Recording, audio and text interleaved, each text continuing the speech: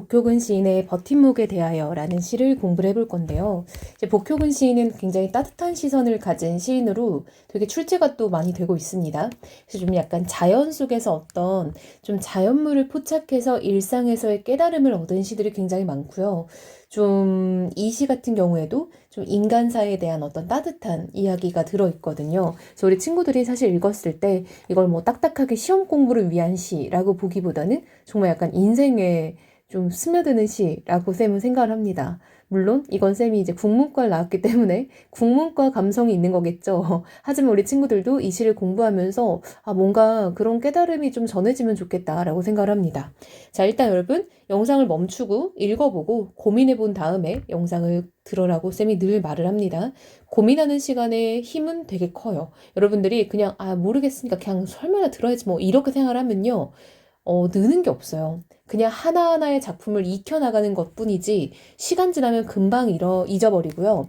시험 기간 끝나면 그냥 머리에서 아마 사라질 겁니다. 그럼 그렇게 해서는 수능까지 가기가 되게 힘들죠. 그래서 언제나 고민하는 시간을 꼭 가져라 라고 쌤이 얘기를 합니다. 자, 그럼 읽어보고 왔을 거라 생각하고 한번 같이 봅시다.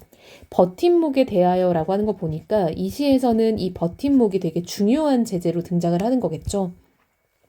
태풍에 쓰러진 나무를 고쳐 심고 강목으로 버팀목을 세웠습니다. 자, 여러분 제목이 나왔네요. 산 나무가 죽은 나무에 기대어 섰습니다. 여러분 여기 오타가 나 있네요. 나무가 아니라 나무겠죠. 그쵸? 자, 여러분 보면요.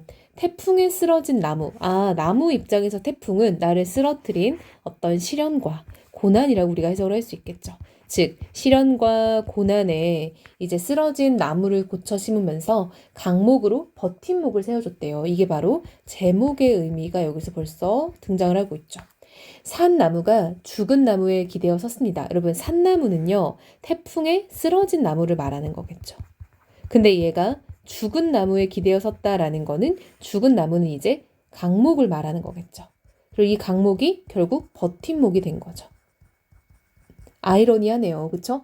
산 나무가 죽은 나무에 기대어 섰다라는 것 자체가 자, 여러분 보니까요. 습니다라는 경어체 쓰고 있죠. 여러분 이런 게 이제 높임말, 존댓말, 경어체죠. 경어체 사용을 통해서 뭔가 약간 좀 우리에게 전달할 때 좀 더 진지한 느낌이 형성이 되죠. 그쵸? 그래서 뭔가 진지한 분위기의 형성이 가능하고요.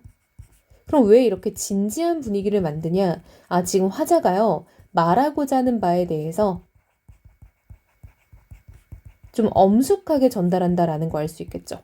이것을 조금 더 엄숙하게. 이런 느낌인 거죠. 그렇듯 얼마간 죽음에 비친 채 삶은 싹이 트고 다시 잔뿌리를 내립니다. 갑자기 여기서 또 고전어가 튀어나왔어요. 그쵸? 싹이겠죠. 그렇듯 얼마간 죽음에 빚진 채, 여러분 죽음은 뭐겠어요? 그쵸? 위에 나왔던 버팀목, 강목이죠. 그 강목에 빚진 채 삶은, 즉 살아있는 건 위에서 쓰러진 나무였죠. 근데 그 나무는 싹이 트고 다시 잔뿌리를 내립니다. 즉 죽을 뻔했던 나무가 생명력을 회복하는 모습이 드러나는 거죠. 꽃을 피우고 꽃잎 몇 개 뿌려주기도 하지만 버팀목은 이윽고 사가 없어지고, 자, 여러분 이제 꽃을 피우고 꽃잎 몇 개 뿌려주기도 해요. 즉 쓰러진 나무였던 산나무죠. 산나무는 생명력을 회복하고 다시 건강해지는 모습이 보이죠. 그러나 죽은 나무는 버팀목은 이윽고 사가 없어진다라는 건요. 자신의 역할이 끝나고 사라지는 모습이 보이는 거죠. 자신의 역할을 다하고 사라지는 그런 모습이 드러나는 거죠. 굉장히 희생적 태도를 가지고 있다라는 걸 알 수 있겠죠. 큰 바람 불어와도 나무는 눕지 않습니다. 여러분 이제는요. 태풍 같은 바람이 와도, 즉 다른 시련과 고난이 와도 나무는, 살아있는 나무는 이제 더 이상 눕지 않는데요. 즉 생명력을 회복하고 굉장히 단단해진 그런 모습이 표현되는 거죠. 이제는 사라진 것이 나무를 버티고 있기 때문입니다. 여러분 사라진 건 뭡니까? 그쵸?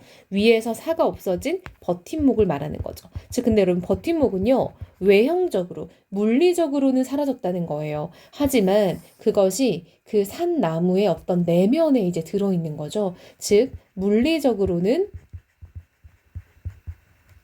사라졌으나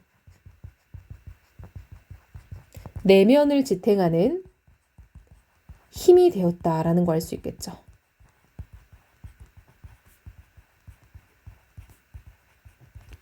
내가 허위허위 길 가다가 만져보면 죽은 아버지가 버팀목으로 만져지고 사라진 이웃들도 만져집니다. 자, 여러분 내가 화자죠. 허위허위라는 건 여러분 음성상징어입니다. 이 허위허위라는 게 그 누앙사에서부터 나오는 음성상징어이거든요. 정말 좀 신기하죠. 길 가다가 만져보면 죽은 아버지가 버팀목으로 만져지고요. 사라진 이웃들도 버팀목으로 만져진대요. 즉 여러분 이것들은요. 이제 화자에게 힘이 되어준 존재들을 말을 하는 거겠죠. 그러한 존재들을 이제 버팀목이라고 표현을 하고 있는 거죠. 언젠가 누군가의 버팀목이 되기 위하여 나는 싹을 틔우고 꽃 피우며 살아가는지도 모릅니다. 라고 화자가 깨달음을 얻었네요. 즉 내가 누군가에게 도움을 받은 것처럼 나 역시도 누군가에게 도움을 줄 수 있는 존재로서 살아가야겠다라는 거를 지금 표현하고 있는 거죠. 그래서 이 작품은요. 서로가 서로에게 어떤 도움이 되는 그런 존재에 대해서 좀 성찰하고 있는 시라고 볼 수 있겠죠.